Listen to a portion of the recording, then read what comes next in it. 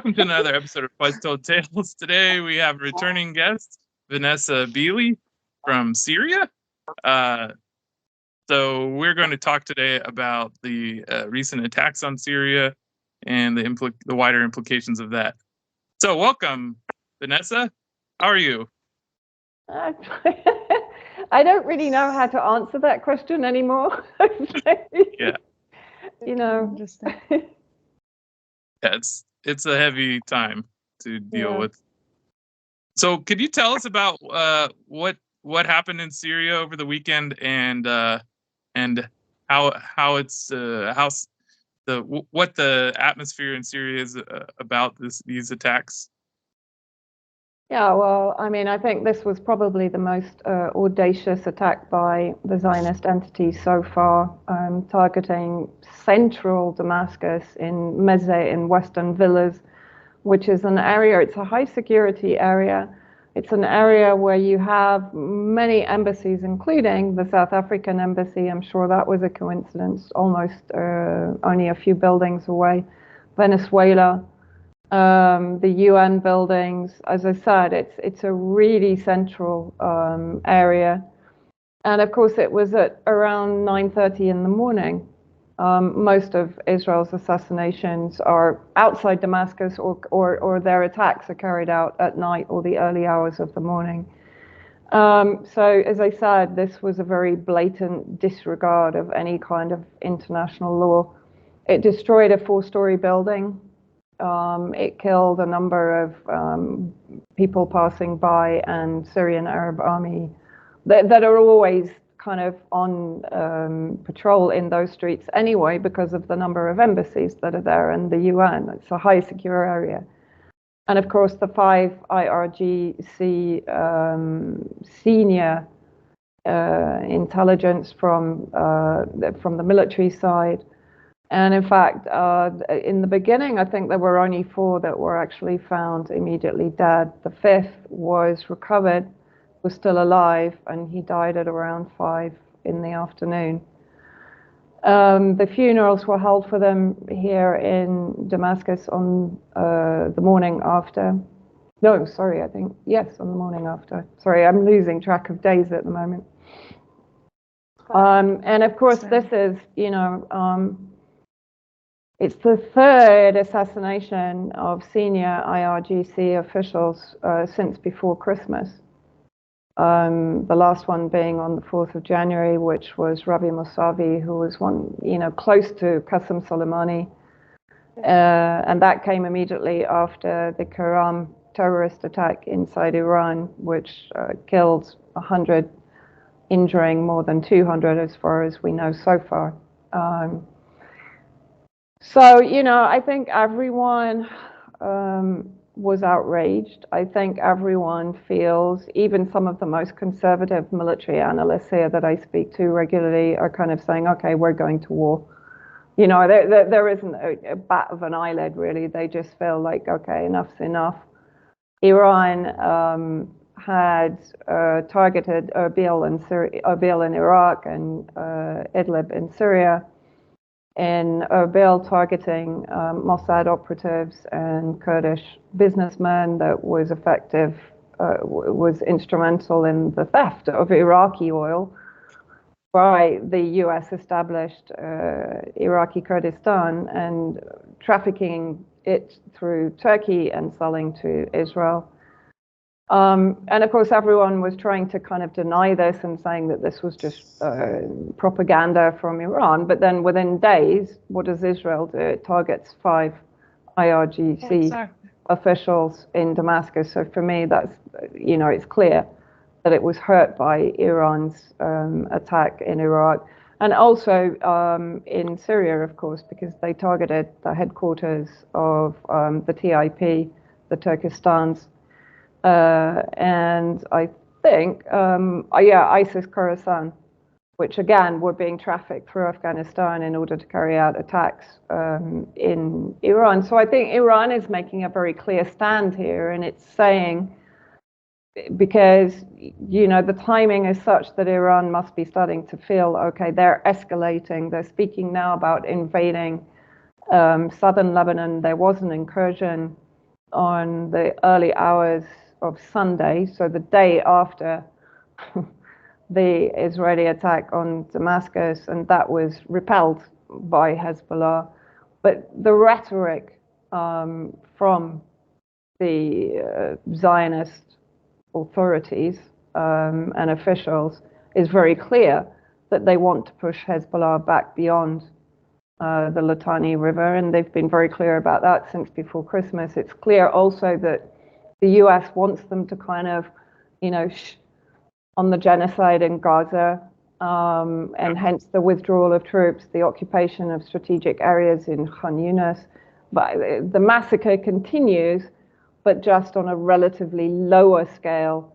And that's what the US wanted, because of the case against Israel at the ICJ, and there's now one being brought by Indonesia and Mexico and Chile.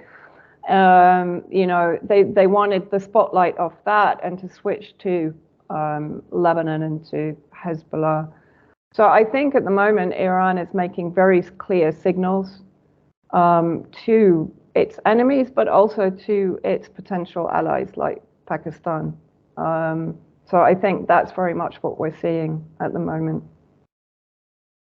So you brought up Pakistan. I think that is a very interesting situation that may have gone under the radar for a lot of the West, because the way the media covered it or didn't cover it at all.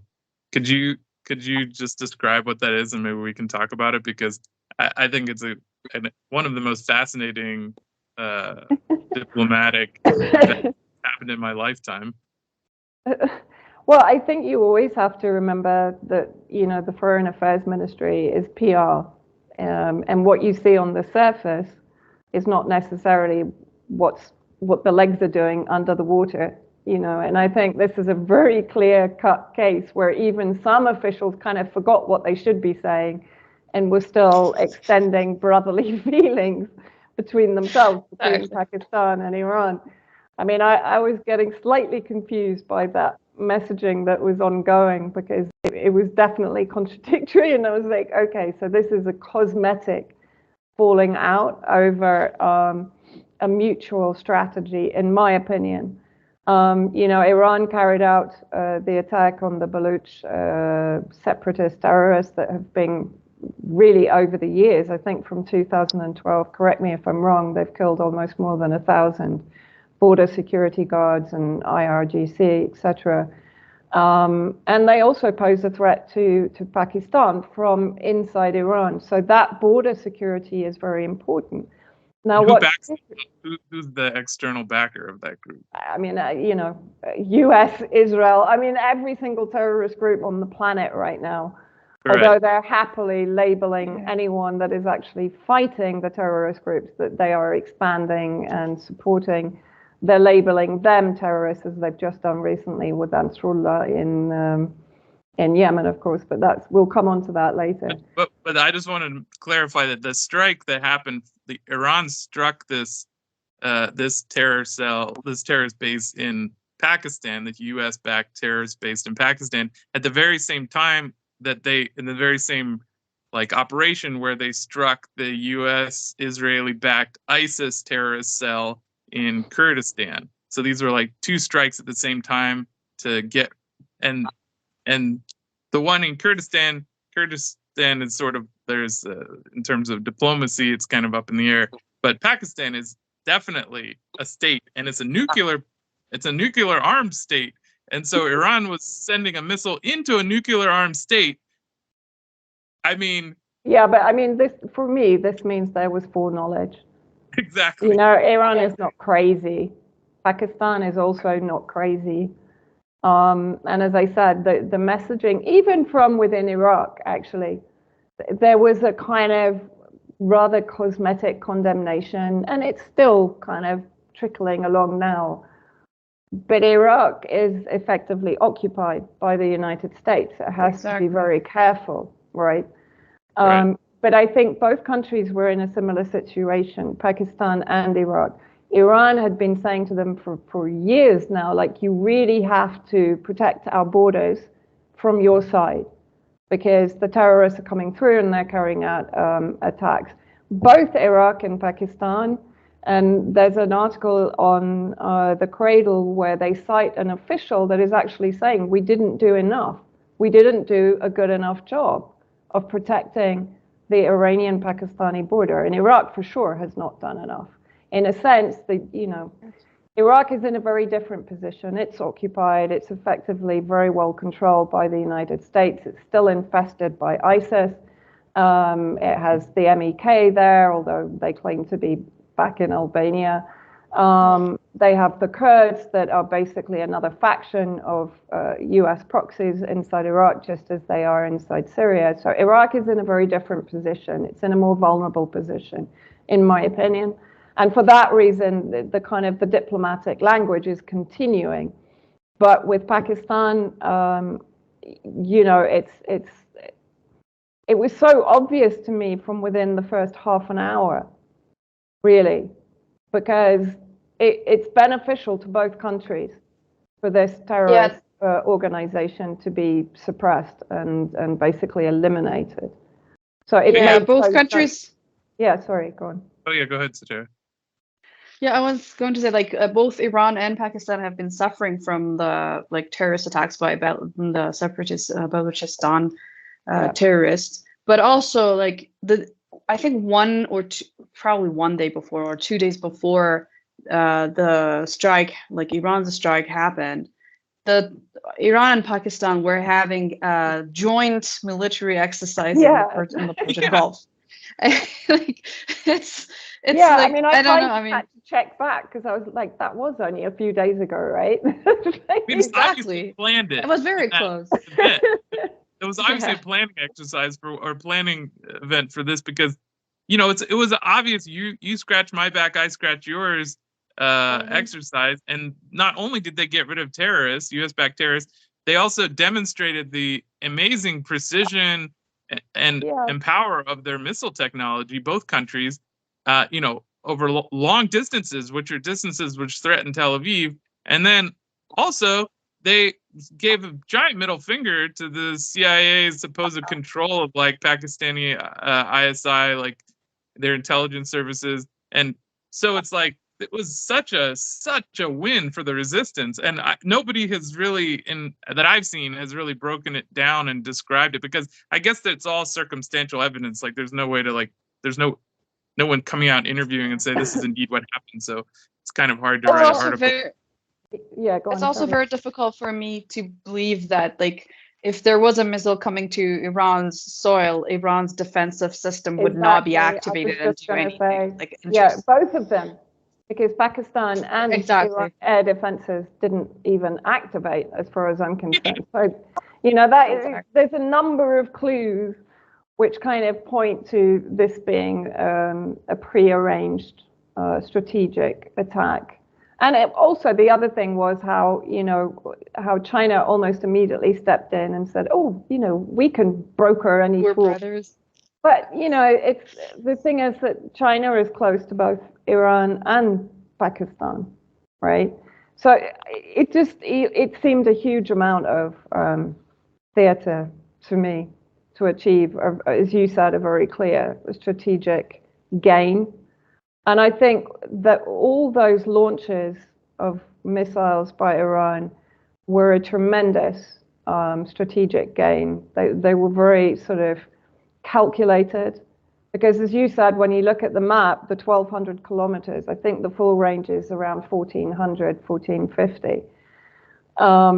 The arc then, of course, goes around to Tel Aviv. So that was a very, very, very clear message. It also shows that Iran is perfectly capable of also hitting directly the American bases inside Iraq.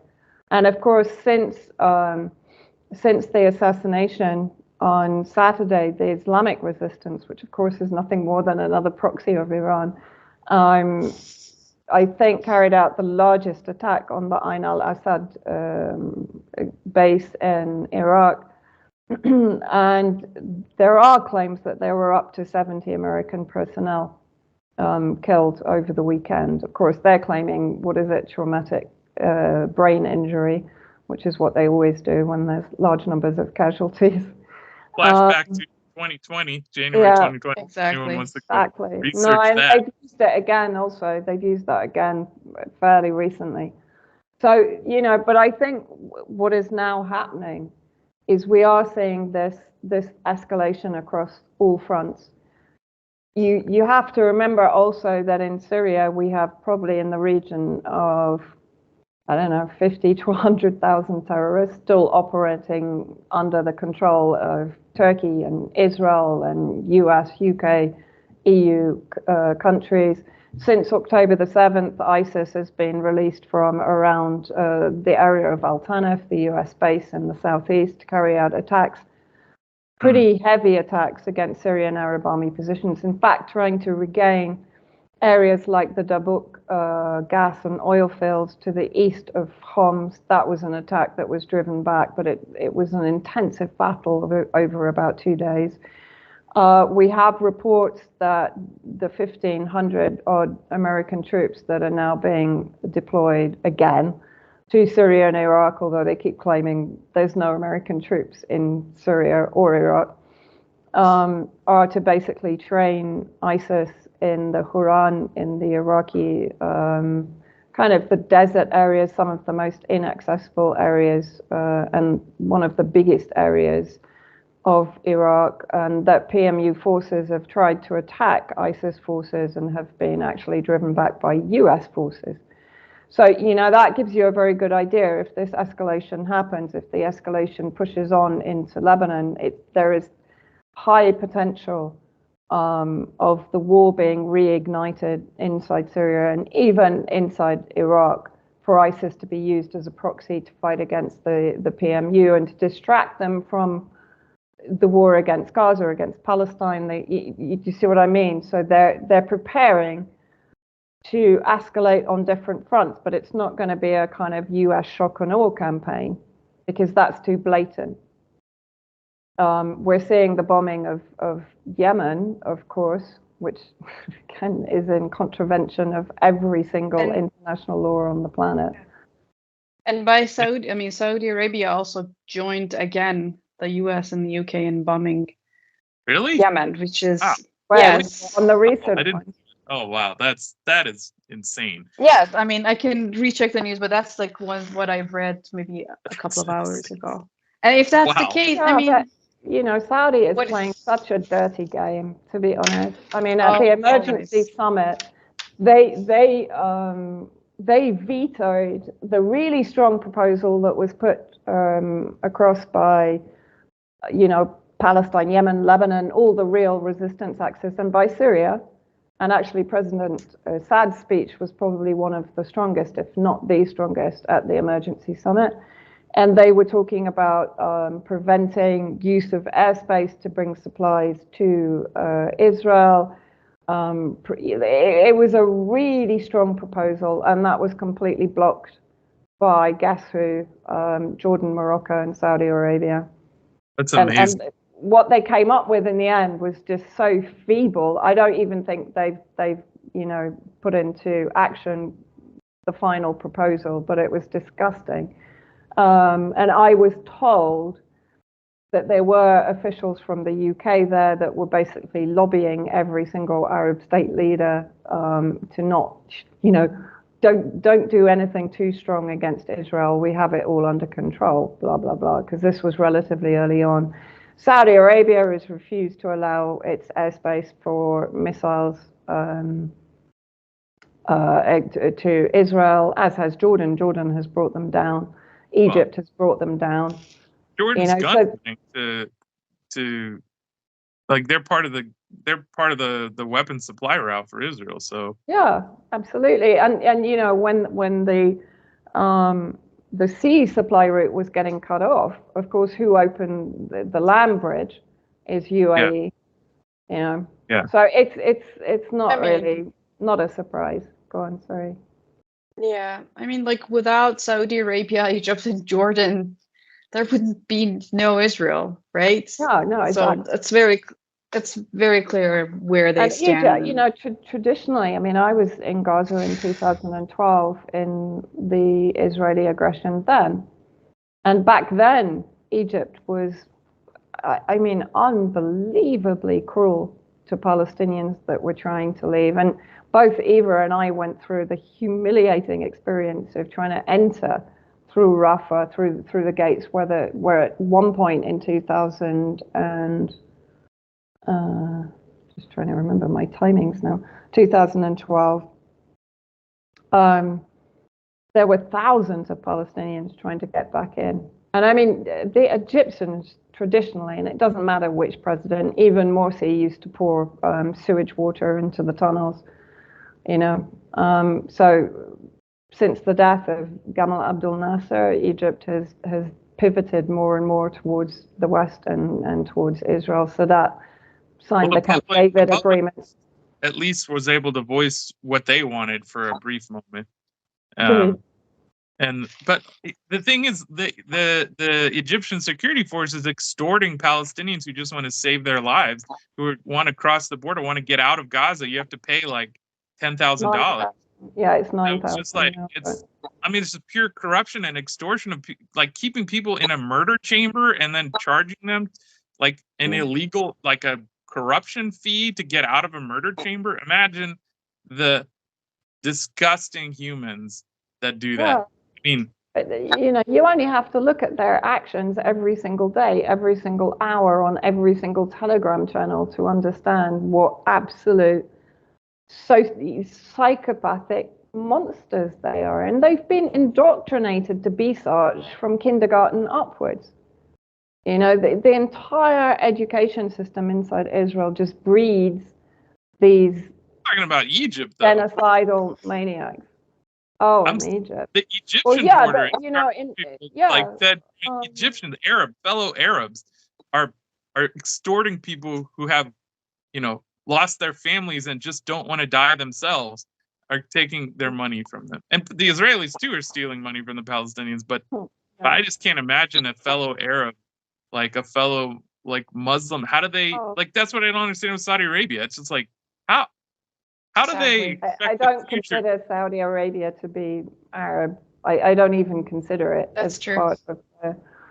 I really don't. It was created by the British. I mean, what country names itself after a family? For God's sake, a family of criminals. You know, exactly. Yeah. Traditionally, just robbed people along the. No, it's like I don't. They're not Arab. It's only because they have occupation of all the holiest sites in Islam, in Sunni Islam, that they earn the title of Arab, but they're not Arab, really. Well, the fascinating thing, hat tip to the Gray Zone, they just interviewed the spokesperson for Ansar Allah, and he said in it very, very blatantly that if Saudi Arabia gets back into the bombing, they're in full war with Saudi Arabia or UAE. So if Saudi Arabia is declaring its participation in this bombing, that means there's a new war opening, a new front that's reopening between Saudi Arabia and Yemen, according to this spokesperson. That's what he said very clearly. So, well, I think, you know, Ansarullah, I'm not saying that they wouldn't be empowered anyway, but I think Iran is now recognizing that the need to really empower Ansarullah, because in a way they have been the turners of history in this. I mean, quite incredible what they did in the Red Sea without shedding one drop of blood. They have destroyed the economy, basically, not only for Israel, but also for the West. That's why, you know, the EU is now talking about forming its own coalition to come along. Why? Because their energy and grain prices are rising with the continuation of the shutting down of the Red Sea. They know they can't go north because they started the war with Russia. Right? So it's becoming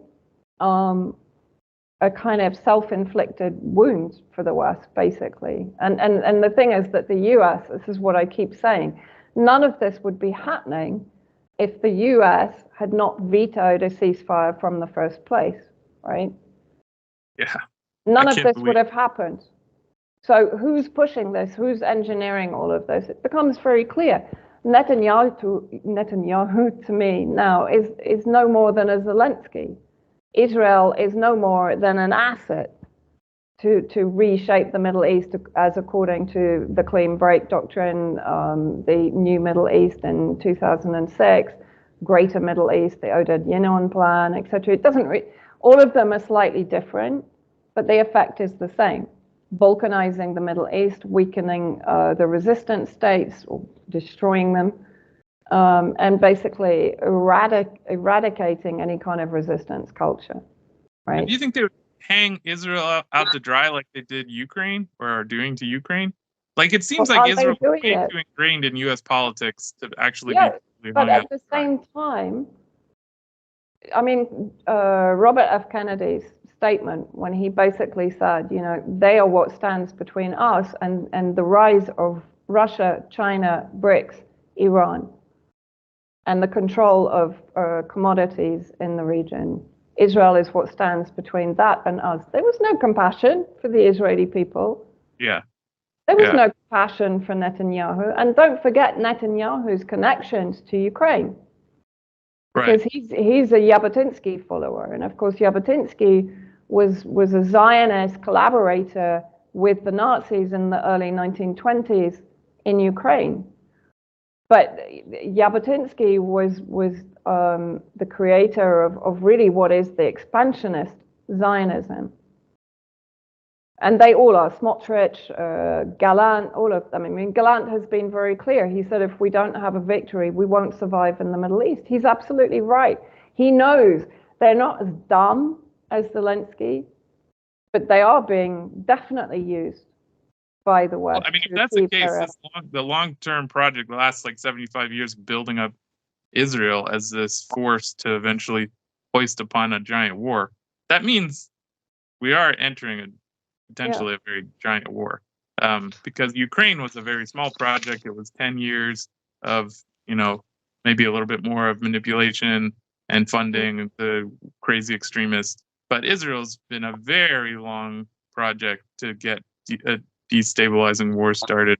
So my concern is now, obviously, the end goal for Washington is Iran, and my concern is now how the messaging for the public, like we're seeing shifts around in different ways, how that messaging is going to change in order to get people who are, for example, sympathetic to the Palestinians, how it's going to get them on board to be anti-Iran. Because we saw that, I think the three of us are traumatized by the Syrian war because of that, because we saw Palestinian activism totally divided, and Palestinian activists actually openly supporting the bombing of Assad, who's one of their greatest allies in the world. So do you have any envisioning of how that might happen, so that people can kind of put a mental note in their head to be able to defend themselves from this kind of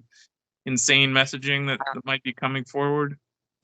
Well, sorry, go on. Sorry, I just wanted to add that, like, I think you probably also saw this recent video of that was shared by some really like active Palestinian journalists, that Iran's, you know, like forces have attacked former hospital where refugees were staying in Syria. So it was very, I mean, it was like exactly like what we saw during the war in Syria, and like that creates the fear that, because what is happening is really, really tragic and terrible, but it was bringing everyone together on, like, in the region.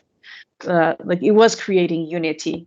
But those kind of rhetoric and messaging is, it's very concerning.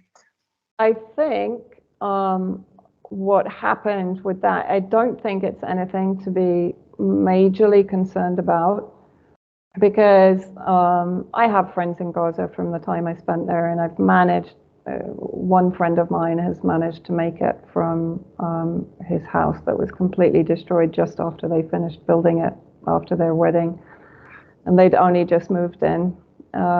He's in Khan Yunis now with his family, and I'm actually really scared because they're starting to do to Nasser Hospital what they did to Shifa and to all the others, and his dad just had a heart attack. So anyway, but the interesting thing, I've been talking to him and to a few other people in Gaza. The impression I have is that we know that the Muslim Brotherhood, in particular Hamas, were instrumental in the destabilization of Syria. And at the beginning, when I left Gaza in 2013, I fell out with most of my Gaza friends because they were completely swamped by the propaganda from Al Jazeera. In fact, it was Kevork Al-Massian who sent me the Urban Dictionary thing of "you've been Al Jazeera-tized."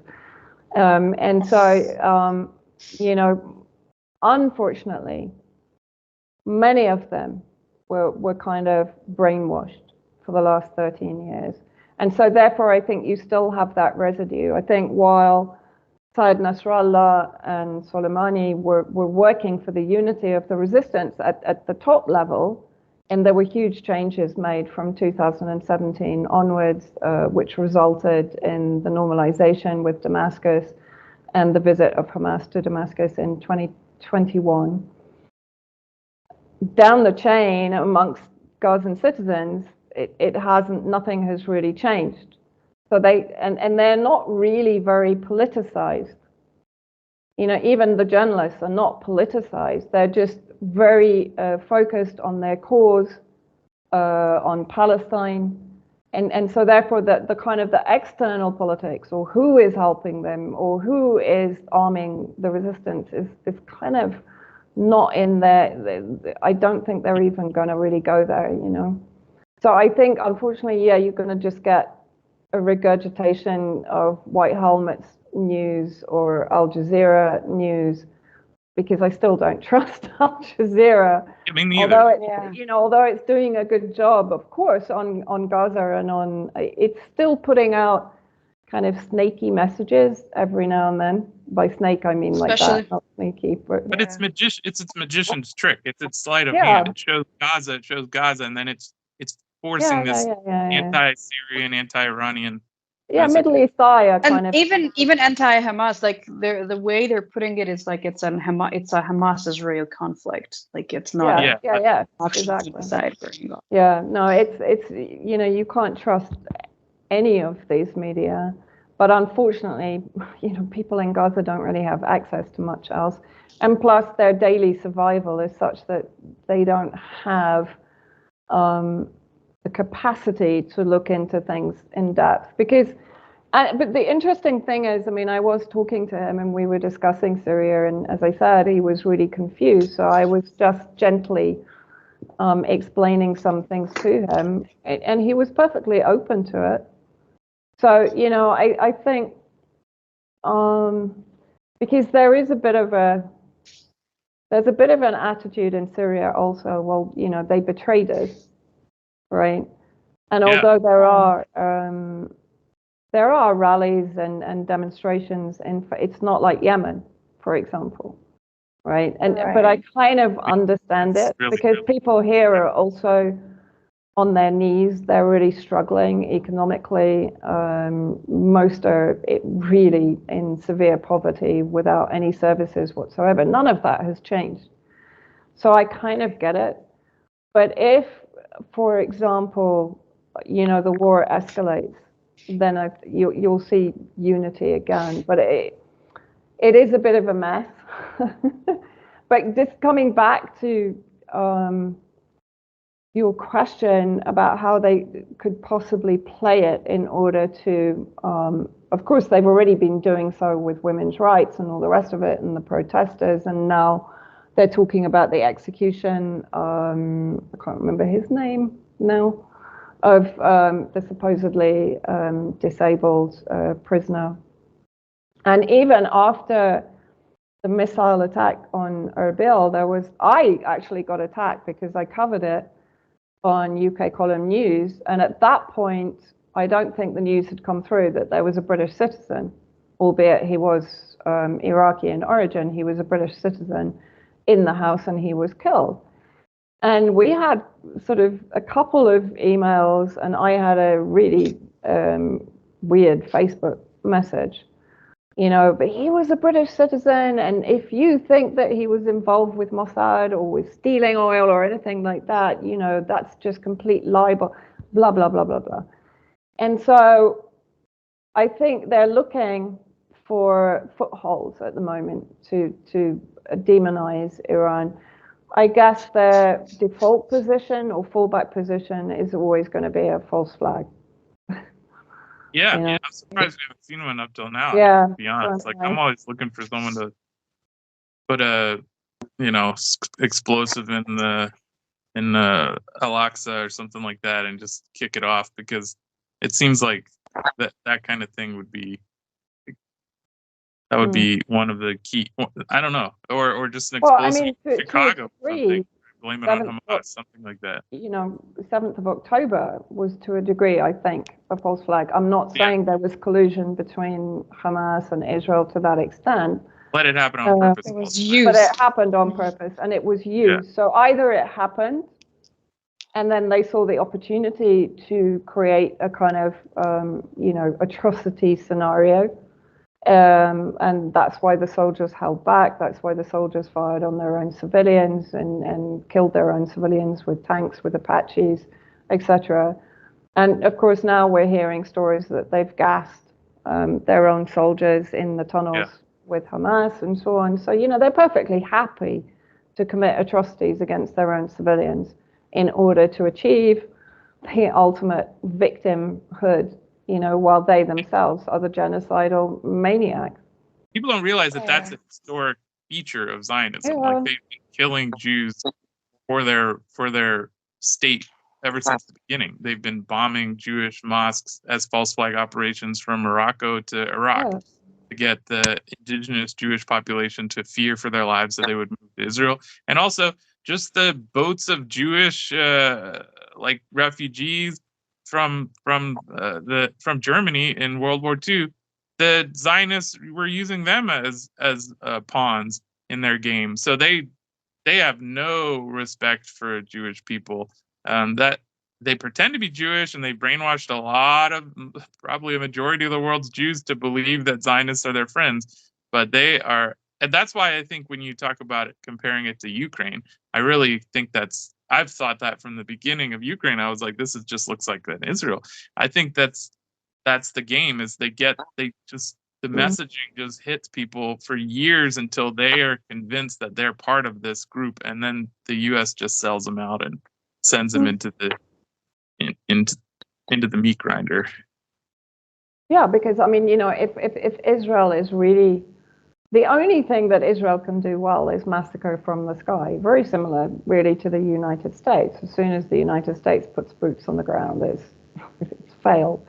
The IOF has failed inside Gaza. It's suffered heavy losses, both in reputation and in just in the death of soldiers.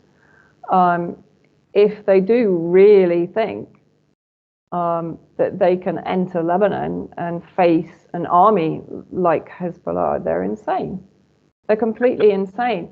And the thing is, of course, what is their absolute MO is, well, if we're not going to beat them on the ground, then we'll bomb the shit out of all of Lebanon to force Hezbollah to move back.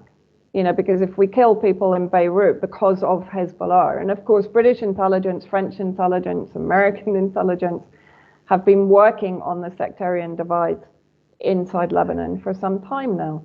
And basically probably arming factions inside Lebanon. Look at the building of the new American embassy there. It's basically a military base, So again, this has been prepared for some time. I think in Lebanon, if it goes ahead, we'll see a combination of that. We'll see a combination of bombing, ground assault, and then the blaming, if the bombing is on Beirut, which will just be horrifying, blaming Hezbollah for the escalation because they won't move north according to UN Resolution 1701, blah-de-blah. And then in order to perhaps increase the instability in Lebanon, you'll have the triggering of the sectarian factions there, as we've seen on a sort of low intensity level leading up to now. Maybe Hezbollah should move all the way north to Beirut. I mean, it's ridiculous because, you know, their weapons are all over Lebanon anyway. They're not only in the area south of the Litani River.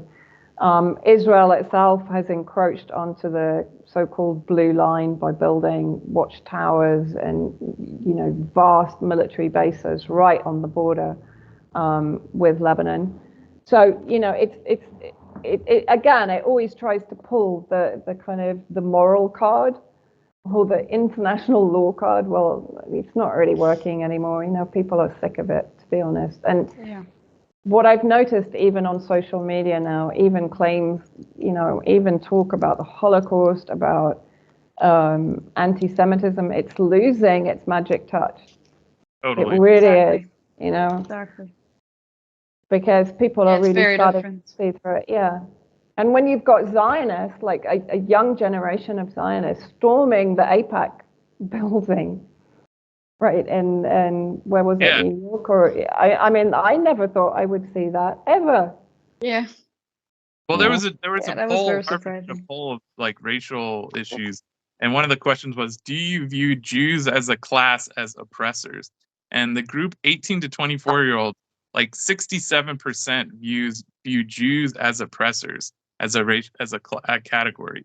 And then that same age group voted like 69% that they agree with the statement that Israel has a right to exist. So it's like they're like, okay, so Jews are Yeah. oppressors, and now we have to mandate Palestinians to take this burden of oppressors and occupiers. It's very interesting. Like there's some level of like understanding that Jews are oppressors, but then at the same time, and I think Zionists are what that actually reflected. But anyway, it's an interesting time, and you know, it's anti-Zionist Jews are definitely at the bottom of the stack. They're definitely the that is a difficult place to be right now. So I have real empathy for people like Max Blumenthal and Aaron Mate. It's like they're, like you said. I mean, it's the idea. What people found, like the things that protected sort of Jews as a special class have totally fallen away. So, and now Jews apparently are genocidaires and psychopaths. So to the general public, it's very complicated to try and separate Zionist Palestinians. And actually, a fascinating segment Jimmy Dore covered yesterday on a live stream is the FBI just made this like obvious. They didn't say it's them, but it's obvious from the video. There's just a bunch of like military-aged young men. There's no overweight men who are supposed to be these right-wing white nationalists who are now coming out as like on the side of Palestinians. They're anti-Zionist white nationalists because they're trying to like, and it's sponsored. It's like the ADL is like talking about this because it's obviously they're trying to equate anti-Zionism with white nationalism in the U.S. That's the new shtick, which is good luck with that. But I mean, they've kind of lost control of the plot in that sense because they have such a limited playbook that I think even the most kind of fast asleep are starting to think, well, hang on a minute, didn't they just tell us that, and now they're telling us this, you know? So I think, but I think the question of preventing that criminalization of Iran and that dehumanization of Iran is an important one and something that we should probably focus on, because ultimately we know Iran is the target, unless, of course, you know, the US just sinks into its own quagmire at some point along the road. But you also have to take into account these, you know, I keep kind of drifting it into the conversation because it's actually quite an important part of it. There's the Christian Zionists and the evangelicals that believe in this insane apocalyptic vision for the world for the second coming of Christ, that there has to be this kind of Armageddon. And, that's what the Al-Aqsa flood operation was all about, of course, with the desecration of Al-Aqsa and the replacement of Al-Aqsa by Temple Mount in order to kind of hasten along the second coming. I mean, I'm not being disparaging to religion, but when it becomes literally genocidal in its vision and its ideology, it becomes a problem for me, Totally. That's what we're seeing now, both on the Zionist, all Zionist fronts. It's not just Zionist Christians, although they're kind of a interesting case because they and they have huge influence. I mean, if you look at within Congress, within the military, in all institutions across the United States in particular, they have massive influence. And so therefore, they really can't be ignored. Right. But now those Christian Zionists apparently are white nationalists, anti-Zionists, Zionists, according to the FBI's new cosplay protests. So it's a strange time we're living in. Are there any interesting things you've noticed recently that you want to make sure people know about, or you want to give a special? I mean, I just think that from my work, they can follow my work at my Substack, just Vanessa Beeley. But I think people should pay attention to the messaging that's going on at the moment also, because it's across the board, from EU officials, UK grunt chaps, the war minister, I don't call them defense ministers anymore, is talking about the end of the era of peace and the start of the era of war. What is his name? Yuval Hariri, who was instrumental in the whole kind of pushing of COVID narratives and so on, and vaccines even inside Israel itself, is also talking about the same thing. I think he virtually used the same words. So when you start seeing this repetition of messaging, and I think in Sweden they even had a major issue where people were starting to buy up everything in the shop, so they had to kind of walk it back, then something is coming. Like with COVID, like with all of this, something is coming. And so I think for people to become more aware about this messaging, because it's coming through a lot faster and a lot more brazenly now. It's not being kind of disguised in diplomatic language anymore. They are basically saying what's going on. And they're also fear-mongering. They're also testing the waters to see what public reaction is. There's various agendas behind what they're doing.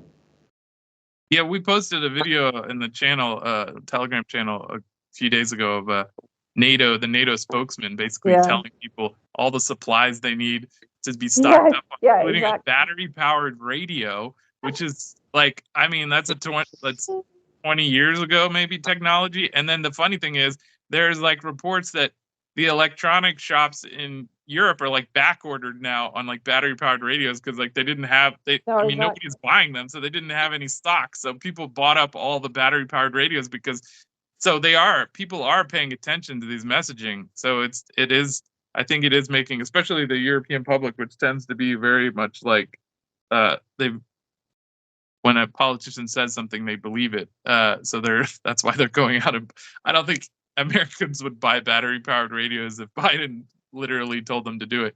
But in Europe, that's how they view their politicians. So I think Europe is being primed definitely for a war, a larger scale war. And I don't know in the U.S. I think people's political awareness here is really low, and that's why all this evil is allowed to happen, because people just don't realize what their money's going to be spent on. But I'm glad we have someone like you who's monitoring that and can that kind of messaging and can tell everyone when things we haven't heard are said. So Tara, do you have anything you want to ask in the end? No, I don't have a question, but I think you made a very important point, or at least because I come from Iran, I think that's very important. that the rhetoric on demonizing Iran is still continuing, and I see all those anti-Islamic Republic Iranian expats that were actively demonizing Iran, especially last year during the protests, now are standing on the side of Israel and the genocidal army. And there are a few people trying to speak out from among those who oppose the Islamic Republic, because they want to at least save face, or maybe they genuinely care about Palestine. But they have to make sure that they demonize the Islamic Republic and demonize Iran before taking that stance. And it's very, very important to be aware of that, because how many countries in the region, how many states do you know that are really paying a price for supporting Palestine, for supporting resistance? And if you are going to attack Iran, you have to understand what the consequences would be for the Palestinian cause and for just the resistant forces in the region. Exactly. Okay, so should we wrap up? Yeah, well, that's a good place to leave it. I also agree that I think Iran is a bulwark and needs to be respected. And if it's not, I mean, Israel is finished. So it's not. I honestly think it's probably Israel's Palestine is going to be free in the end. Inshallah, no matter what happens. But Israel's going to lose if a larger war breaks out. And I think, like you said, it's a project like Ukraine. They don't care how many Ukrainians died in that war. The Ukrainian deaths, I mean, they're still kidnapping young men off the street and old men off the street and sending them to the meat grinder. It's absolutely atrocious. Nobody cares about that.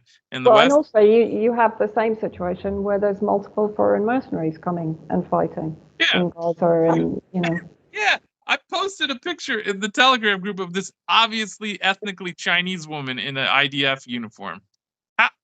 How did that even happen? Anyway. Yeah. Whatever. I mean, but there are reports now of South Asians fighting as in the IDF, and so they're recruiting all sorts of poor global South citizens to go spill their blood for a pound of bread or whatever. It's pretty despicable, but that's how they fight wars, because they're all cowards. So all right, thanks for joining us, Vanessa. You're welcome. To have you again soon. Hope it's we can have you just to talk about dogs and horses. It would be nice one day when we can all go to Palestine, liberated Palestine. Inshallah, yes, hopefully, inshallah. Drink coffee and wherever, Nablus and Gaza City and wherever. Well, inshallah that day comes soon. And thanks everyone for joining us on another episode of Twice Told Tales. Be sure to like and subscribe and share this video with your friends, and we'll see you again next time.